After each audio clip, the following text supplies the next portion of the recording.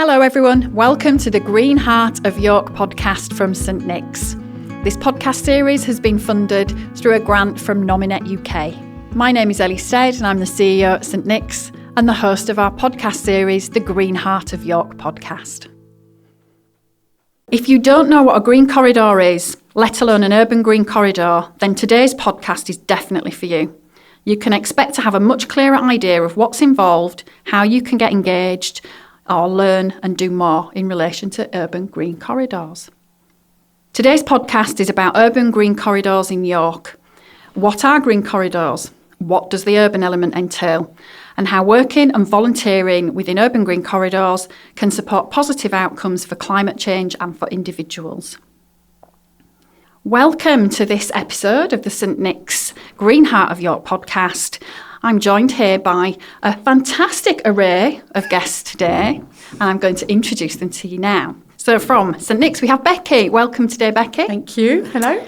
We have here today Jenny Kent, Joint Executive Member for the Environment and Climate Emergency, and also Councillor for Holgate Ward, as well as being a lifelong lover of nature, green spaces and wild swimming, when it just used to be called swimming, and wildlife, including 2 rescue cats and a woolly dog. Thank you. Nice to be here. And last but not least, we have Craig Ralston, Team Leader for Natural England in the Nature and Communities team in Yorkshire, but has previously managed the Lower Derwent Valley and Skipwith Common, and we're not too far from Skipwith Common today. Thanks for coming, Craig. Absolutely. It's a pleasure to be here. Thank you. So, urban green corridors. Let's talk about those. So let's talk about, for anybody that doesn't know what a green corridor is, let alone the urban bit of that, what are urban green corridors? And I'm going to ask Becky, first of all, to start us off. So green corridors in general are, it's connecting habitats for wildlife. So it's a way for wildlife to move freely between habitats. So if you think of the River Foss and the River Ouse, they're obvious green corridors. They're in a city, so they're urban, but urban green corridors, the way that we're going to move forward with those is going to be slightly different again. There'll be more stepping stones, but if we think about the river, it looks like a continuous corridor for wildlife to move freely across, but it's got loads of breaks in it. It's fragmented. So green corridors in general are connected habitats. So that might be through wildflower meadows, it might be through hedgerow, it might be through trees, it might be through wildflowers. It's tansy beetles. They need tansy plants to survive. So their main food plant is tansy. And if you look along the river, you'd think, oh, there's loads of tansy. There might be, but there might be a clump of tansy, and then there might not be any more tansy for another 500 metres. That's too far for a tansy beetle. So if that tansy beetle, that community of tansy beetles have only got that clump of tansy to live on, they're going to soon disappear. So a green corridor would look at connecting those tansy plants so that there is enough for the tansy beetle to survive on. So green corridors basically is a way to connect habitats for wildlife. And if anybody doesn't know what a tansy beetle is, as you head towards York Station, look up to your left to the mural on the side of the building there, and that's what a tansy beetle looks like, albeit not quite as big as the mural in general. Yes. Craig, how about you? What's your view on urban green corridors and kind of what they are? Is it any different to how Becky's described? No, I think that was a great description. To me, I'd probably widen it out a bit. So, what is a green corridor? Anything we want it to be is how I would kind of see it. So, yes, it's connecting habitats and allowing species to move, but actually there is much about people as well. So having sites that are kind of green routes that link, parks and grass verges and other places people use and value. Because, there's an intrinsic value for protecting wildlife and helping nature recover. And we all know we're in this biodiversity crisis. We've got, climate issues. But this is fundamental to people's health and well-being as well. So kind of bringing the nature, the green space, our own health and well-being, recreation, transport routes, all linked together, that to me is urban corridors. And how about you, Jenny? Any different perspective from you? Well, all of that. I mean, that's really well said. I think particularly the people addition, because that whole idea that your whole well-being is affected by being in contact with green spaces, but having to travel to a park or a formal place for it, or travel out of a city, is one, beyond many people who don't have the transport or the time, and two, it's isolating you from nature. So the green corridor is not just for wildlife; it's for people too. That people benefit is really fundamental. But I suppose I can think of it in very big structures. So you have tiger corridors across from Bhutan all the way to northern India to try and protect a really well-known and diminishing species. But here in York, we have the little tansy beetle. But we also have hedgehogs, quite a lot of hedgehogs. And something which is immediately tangible to everybody when I talk about it is that hedgehogs have a roaming, foraging perimeter of about a kilometre. But if you think of everyone's backyard, we've chopped them up and chopped them up. And so people think of corridors always as a straight line, but they needn't be. You can have houses going in a semicircle, but if everybody puts a little hedgehog hole through their fence, that enables a hedgehog to roam, to mate, to find food. And that's it. So it's from very small insects and mammals up to tigers and beyond. It's vital. And people, of course. I love the idea of hedgehog gate. I've got an immediate kind of spark now to some sort of craft project, the equivalent of a fairy door, but a hedgehog gate for fences. I'm going to take that back to St Nick's, to our eco-crafters, and see what they can do with that idea. There is this. So I don't know if you've seen Hedgehog Highways. There's a little project which is run by the Hedgehog Preservation Society, which has a symbol which you can put over your square, but just to advertise that this is for hedgehogs. So, but you can do better than that. I'm sure you can. Fantastic. Make it even more beautiful. That idea. Yeah. Love that idea. So you've described a little bit about green corridors, and a little bit just touched on the urban corridors. So what might urban corridors look like? So they could be anything, as Craig and Jenny have said, but I think within the city, I've talked about the obvious linear corridors, but there are gardens, there's pockets of green spaces, there's parks across the city, and there are people's gardens, there's backyards, there's back alleys. So some of them will be stepping stones, and that could be anything. That could be anything from the grass verge on the corner of your street to your, if you've got, not everybody likes wild spaces, but if you've got a concreted drive, you could have a box, a raised bed with lavender in it. That could be a stepping stone. It's a concept as well. It's an understanding that that nature needs to move freely, and like Craig said, people it's part of our well-being. And I've gone all jumbled, but what would it look like? It would look like you could have a series of linear corridors, or you could have a series of stepping stones. You could have, balconies that have pot plants on them that pollinators could stop by in. It could look like anything. Sustainable urban drainage is a really important aspect of urban corridors, where our water runoff goes to.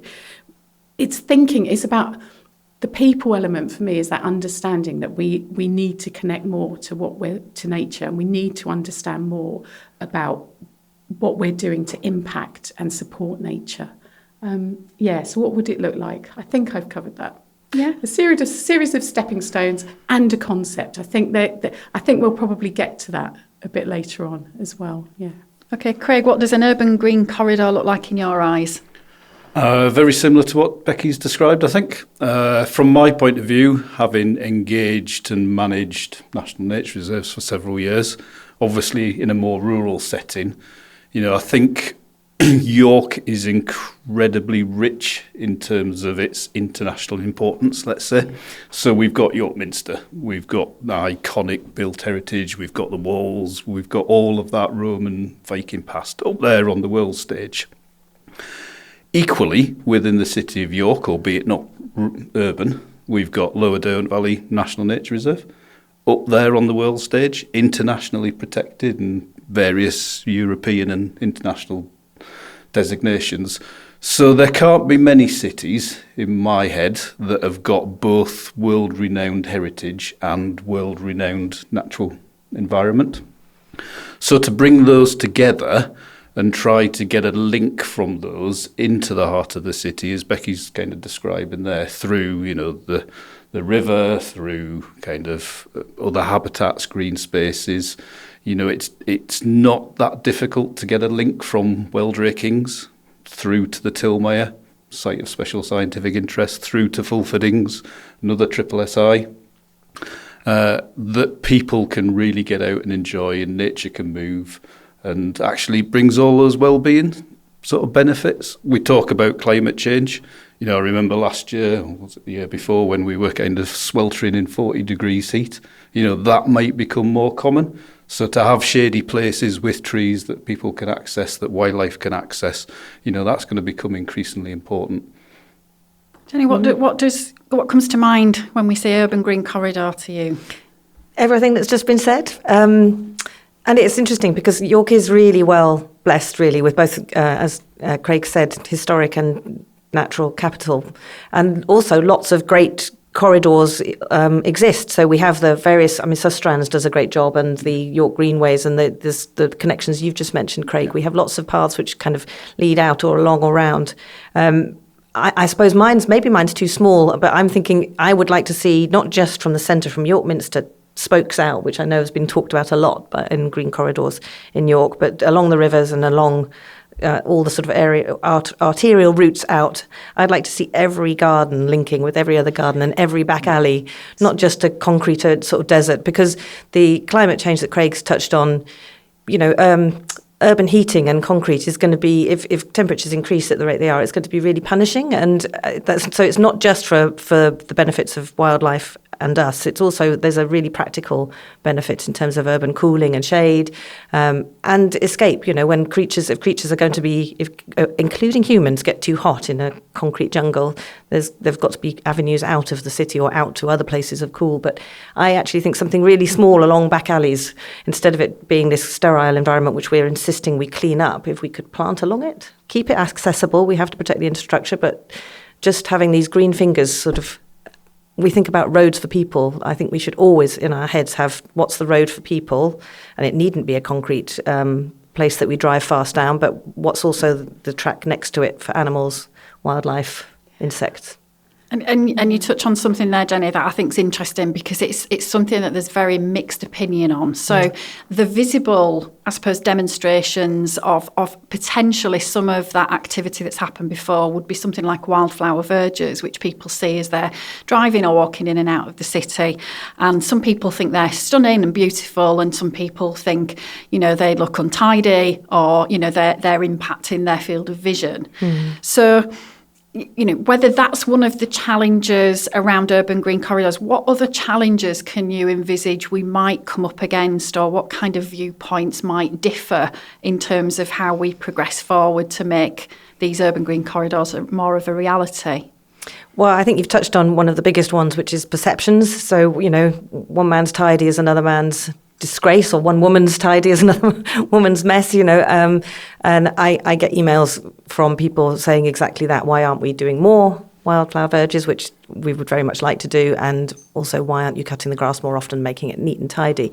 I think in my head the best way forward with this is just to try bits, which we're doing in York and St Nick's, and the nature reserves have done a great job on showing the way, and show people the benefits of it, including measuring what impact it actually has on biodiversity, being able to explain to people that this bit of grass you might think it's neat and tidy, but it sustains a tiny amount of life. But this bit of grass, look at all the different pollinators, butterflies, possibly amphibians, reptiles. So I guess education, explaining is a bit of that.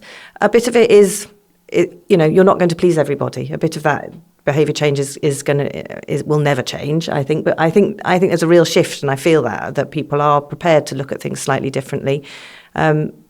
Dandelions is something that comes up all the time. Why are we having dandelions? Why don't you cut dandelions? But, a field of golden sunflowers, people travel hundreds of miles to see in the south of France, and a big verge of golden dandelions. So why do we not look at it the same? And dandelions are completely edible from root to flower. There's all sorts of benefits to their early I've gone off topic, I know, but I'm passionate about dandelions. But they're one of the earliest flowers and for early bees, and they extend right the way through to the beginning of winter. So they're there from early to late for pollinators. So I think it's explaining that to people and reassuring them that this doesn't mean they're going to be overwhelmed with I use the word weed, a plant in the wrong place, but, people worry about their gardens that they care for very dearly, and that it might get messed up. But I think changing the way we think about what plant is right where is helpful for that. In terms of other barriers, two things, really: the infrastructure, the existing infrastructure that we have. And York is a beautiful city, but it's lots of slightly narrow streets. So making space for green corridors alongside them is quite hard. Having said that, it's not impossible, and that's a behaviour shift. And we have just actually, there's a paper coming to the council exec this Thursday, which says that any time there's going to be any transport scheme or roadworks done, we should always take the opportunity to look at what we can do for nature, even if it's just actually redoing a roundabout, which normally isn't touched because we can't get there because of the transport, making sure that's part of our thinking, that we're not just focused only on cars and transport for heavy goods that way, but where's the nature side of it? And I guess finance is the other thing, because for big infrastructure changes you do need finance. But I don't think it's necessary to. I think you can do it without huge impact, capital impact, just by little bits, as Becky's mentioned. Actually, everybody unpaving their front garden and planting a bit would make corridors all over York, which would be amazing. Becky, barriers, challenges, perceptions. So I think I find it really exciting, because I think it is about changing perception, but I think people are moving in the right direction. And it is about, when you were describing the bees on dandelions, it sounded so beautiful. Sorry.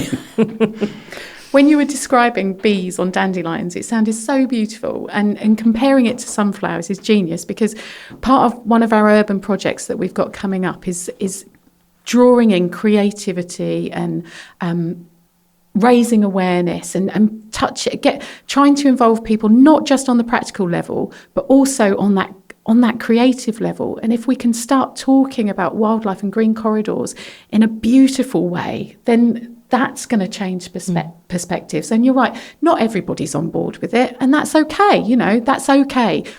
As long as the majority of us are, we can make change for the better.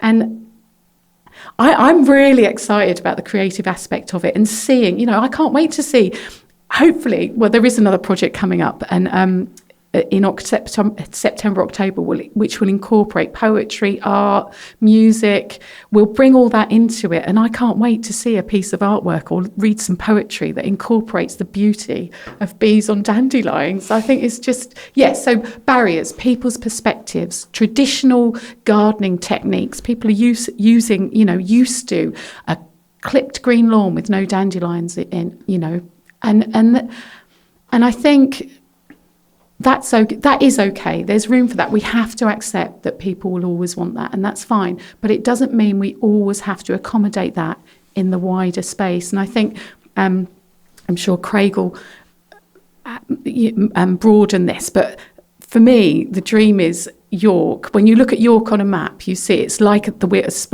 We know it as the spokes on a wheel.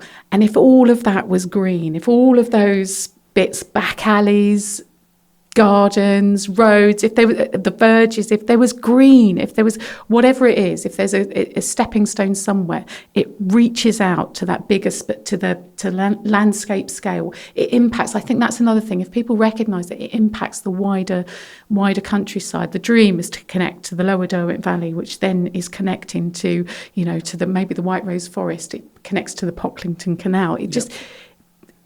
Yeah, it goes on, doesn't it? It's not just about what we do in York. It's where that spreads to. Yeah. Brilliant. Craig, what do you see as being some of the challenges ahead on this?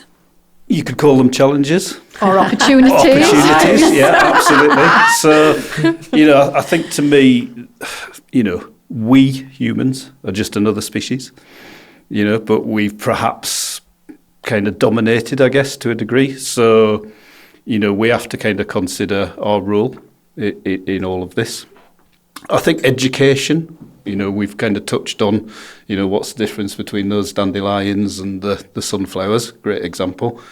I think there is an opportunity to, kind of paraphrasing David Attenborough, people aren't going to take action about stuff that they don't care about, and they're not going to care about stuff that they don't experience. Mm-hmm. So how do we get people to, kind of regain that sense of awe and wonder, otters in the foss, on the Ouse, kingfishers, dragonflies, we've mentioned the jewel in the crown of York in terms of the tansy beetle. These are mind-blowing things.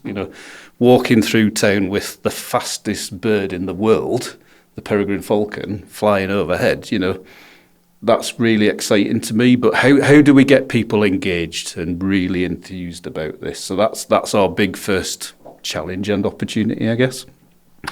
And then secondly, I think, the advantage of this kind of nature recovery, green urban corridors approach is literally everybody can get involved.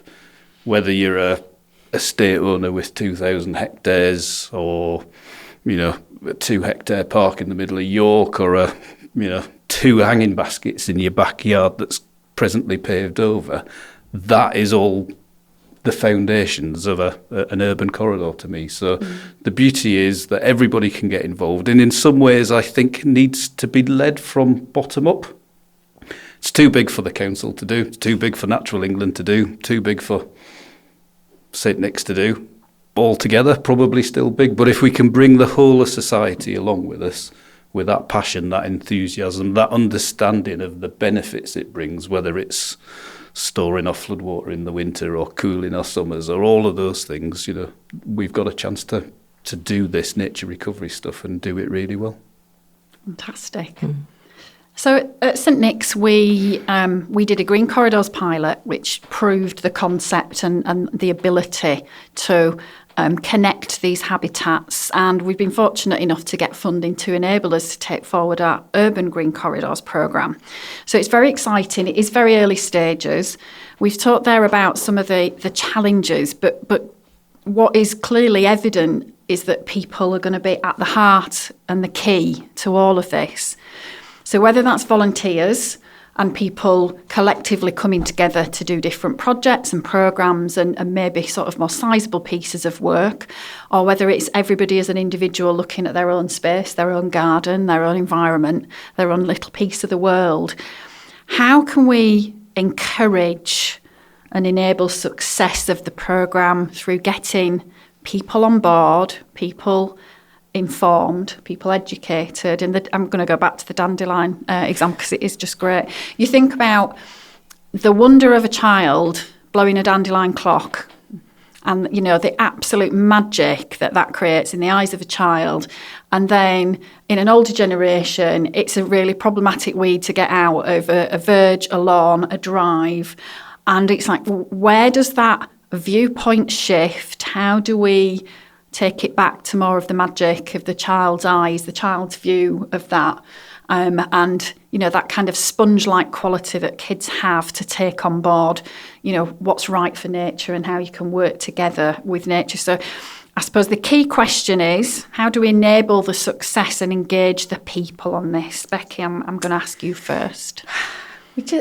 Well, volunteers are at the heart of everything we do, and I think we've got to keep talking about it. We've got to go into schools. We've got to share the wonder, the way that you just described it, and the way Jenny and the way all of us are talking about it here is bringing back the magic. And I think and there are so many of us out there doing this, and it is bringing everybody together. That's the key, and that's what Green Corridors does. It brings everybody together.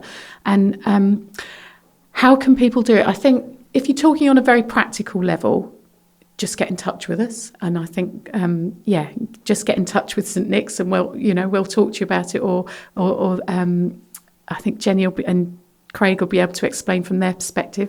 So get in touch if you want to get involved in a practical level, on a voluntary level, or if you want to start doing something on a bit of land that's near you, you've got ideas.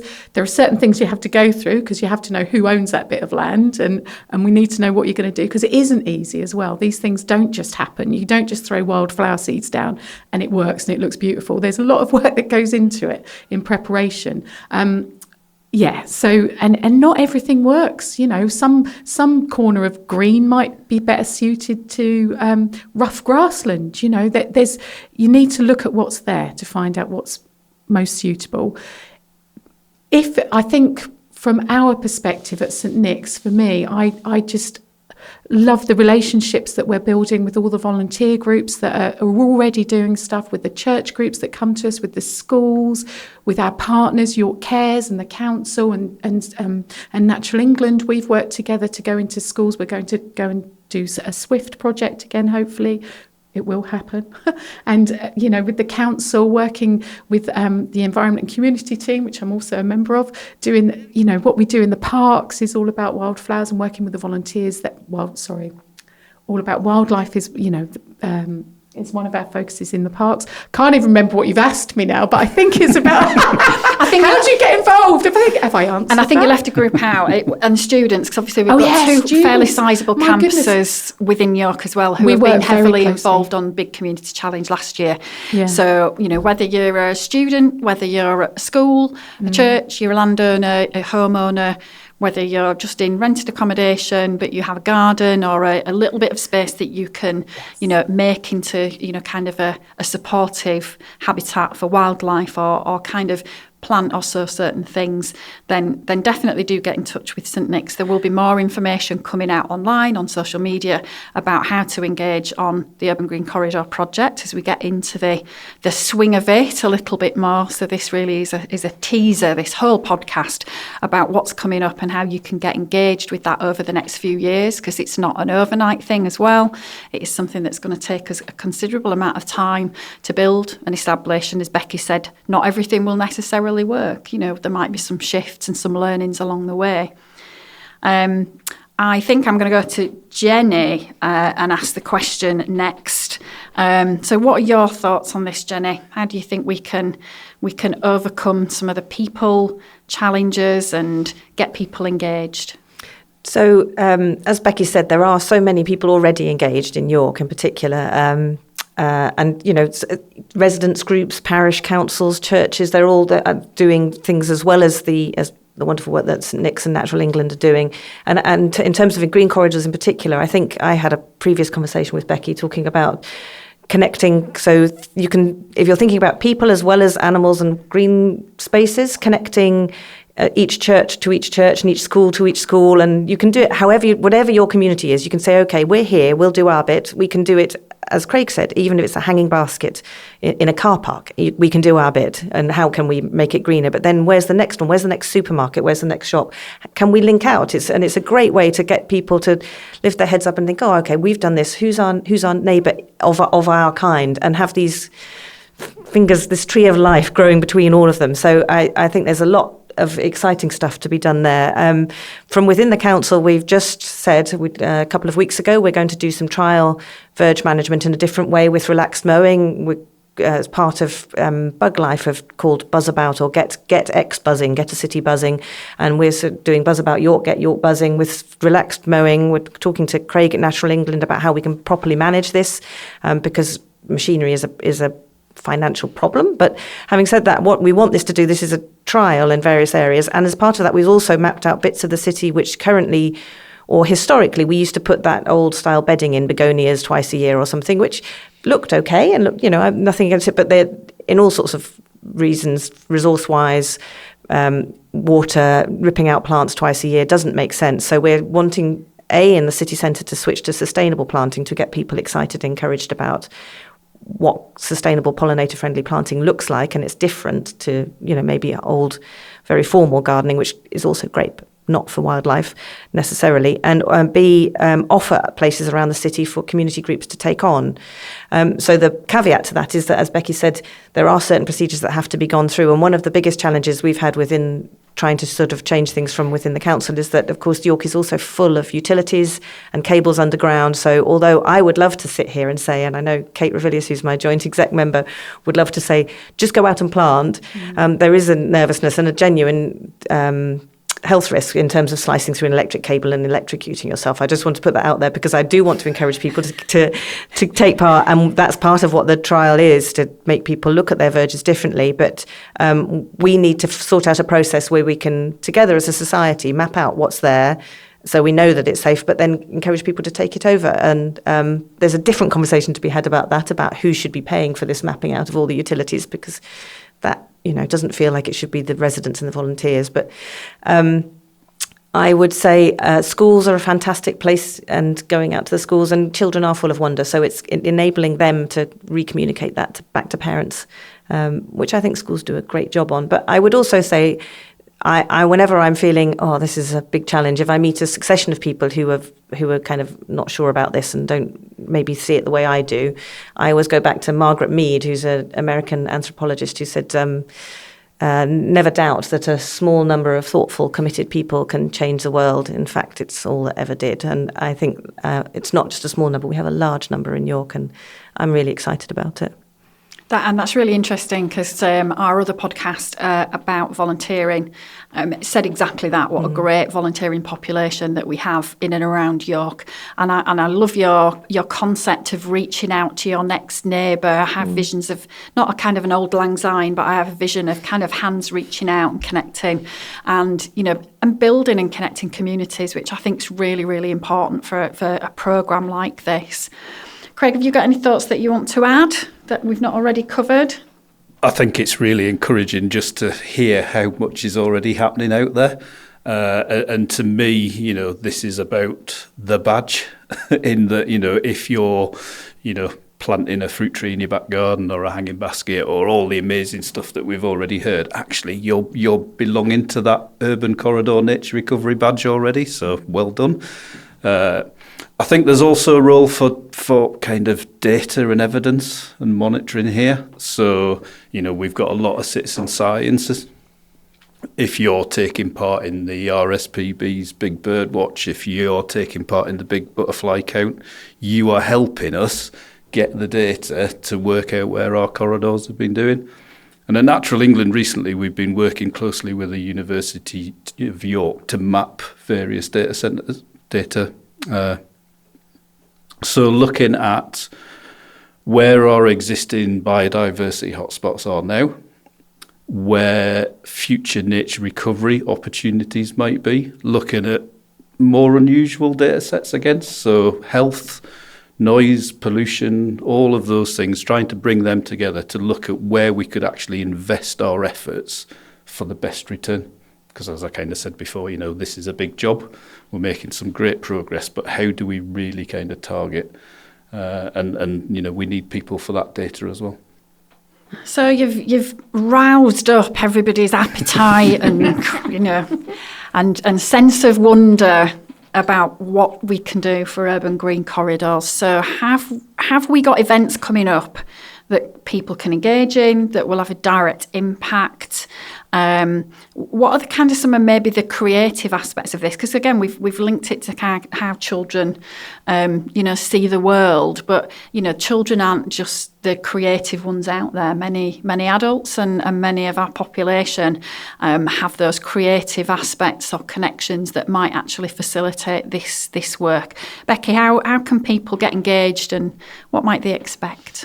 So we've got a big event coming up, Big Community Challenge, which is, we haven't confirmed what the theme will be, but there will be an opportunity to get engaged then. There will be events coming up, but the best thing to do is check the St Nick's website. So there'll be things coming up that we will be putting on where, as Jenny said, schools, I think it's a brilliant idea, because we did a big community challenge a few years ago linking 3 schools in Acomb and Westfield Ward, and it was great. And the kids got involved not just in being outside, seeing what's in the forest schools or in their forest gardens, but they were also doing social media posts about how they were impacting, and they were looking at not just the route between their schools, but what happened outside of their school. So Acomb High Street, Gale Farm Court, which is sheltered housing. It was connecting that generational connections as well. So I think you can get on and do stuff.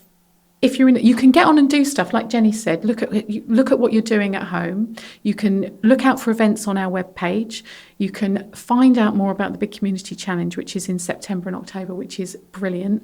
I have to say as well, before the challenge that we did with the schools a couple of years ago, there were some children who didn't know that you could eat an apple from an apple tree. And that really was quite a shock. Bit sobering. Yeah, very sobering, very sobering. But they do now, and they have apple trees and they have other fruit trees, and they eat from those trees. So so it's a wonderful thing. And working from the ground up, I think, is another genius thing that's been said. But so you can check our website and keep an eye out for things coming up. And get in touch if you need some support. The churches are doing stuff again. They're connecting. Looking at how they can connect to each other as well. So, and if anybody needs any advice on that or any pointers, get in touch. I love talking about it. We would never have noticed, Becky. Craig, how about you? How do you see sort of people, how this will play out and how people can get engaged or kind of raise a hand and say, I'm interested in doing something more on this? There is just so many opportunities out there. Get on the internet, get down to the local library. From my point of view, managing national nature reserves in the patch, Google those national nature reserves, Lower Downton Valley. We've got a festival event in ours happening in May, end of May. So that's around getting people out there to, experience these internationally fantastic places, to get people inspired, to get them reconnected, to get that desire to take action and take them back home and do those sorts of things. So you can find out about our kind of wildlife-friendly garden at the reserve base and things like that. So great opportunities. And there's also the opportunities to share in some of the stories that our wildlife are telling us. So, I've kind of been listening to the conversations we've had this morning, and I'm thinking, this year we had another big invasion of Vikings into York, but this time it was in the form of waxwings. But those waxwings are feeding on the berry bushes at the schools, at the supermarkets we're talking about. But, they're not just our birds. They're birds that are doing these amazing global migrations. So to kind of bring people closer to that and kind of inspire that interest, keep an eye out for those events. Fantastic. And Jenny, I'm going to close with you in terms of how you'd like to see sort of people getting engaged in this and anything from council point of view.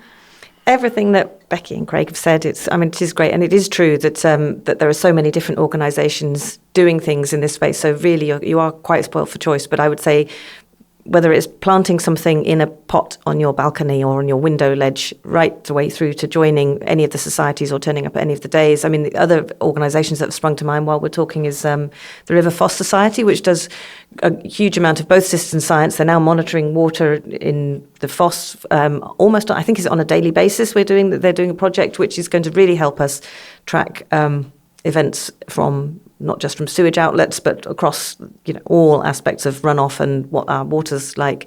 And of course, the water is a corridor of its own, as Becky said earlier.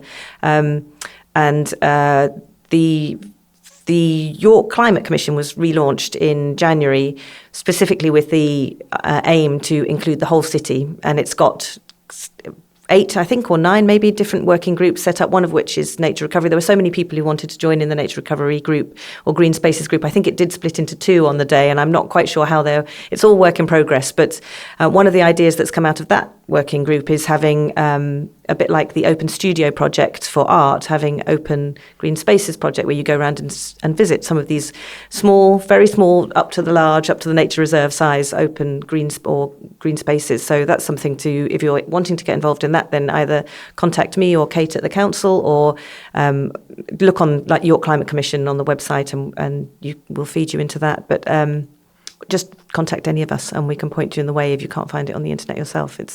There's lots to see and do. And on citizen science, I think this podcast comes out after this year's City Nature Challenge, but next year the aim we'll be on the leaderboard. So it happens in April every year, and we want to put York on the international map with a number of species we find. Becky, I forgot to say as well that we've got regular Green Corridor volunteering opportunities. So they happen. We've got at St Nick's. There's daily volunteering that you can get involved in. So we work closely with the River Foss. So we've got you can be a Green Corridor volunteer, and we'll be having more urban Green Corridor volunteers as well coming up in the future. So look on our website for Green Corridor volunteering. I've just remembered it's all about wonderful volunteers, isn't it? We also, as a council, have a sponsor which Becky will know about, volunteers who, it sounds mundane, but who pick up litter, who sweep leaves, who are snow wardens. And we're now adding to the list people who will manually remove weeds around their own streets, which will help us reduce the amount of glyphosate we use to keep pavements clear, which we've reduced the number of sprays this year we're going to do, but we can't eliminate it completely because we do need pavements clear. But so we're asking people to hand weed their own streets and pavements. But if you want to get involved in that, just look at the volunteering section on the council website, and they are amazing unsung heroes. And litter picking is fantastic because of the number of wildlife that get damaged or injured by either eating or getting caught in rubbish. It's a waste of a resource, and it makes our green spaces and our streets look messy and untidy and unloved. So it's really valuable as well in terms of green corridors, urban corridors. So if the discussions on today's podcast have piqued your interest and you're interested in knowing more, getting engaged, lots and lots of different ways, lots of events and activities coming up, whether it's the Climate Commission and that evolving and continuing to grow and develop. There might be a working group on there that might hold your interest, or whether you're looking at the wider events that are going on across the nature reserves in and around the centre of York, and also all of the activities that you're going to see coming up on urban green corridors and through Big Community Challenge later in the year. Do get engaged. You'll know from our volunteering podcast that there is nothing but positive gain in terms of how you feel about volunteering and getting engaged. But just imagine if everybody volunteers, what a difference we can make to our green spaces, our green corridors, and ultimately improve our habitats and contribution to positive climate change in the future. Thanks, everybody. Thanks to my guests today for a great podcast. Thank you. And we'll speak to you again soon. Massive thank you to everybody that's listening, watching and reading this episode of the podcast. And a huge thank you to our great guests for another fantastic episode. For more information, be sure to check out our website at stnics.org.uk and check out our social media on Facebook, X, Instagram and LinkedIn. Don't forget to check the socials and websites of all of our guest organisations too, where you'll find even more information that's been discussed on our podcast series. That's it for another episode of the Green Heart of York podcast from St Nick's. Thanks for watching, reading, listening. Do come back and see us next time for the next episode, or take a look back at our previous episodes. And we hope you all keep the Green Heart of York beating out there.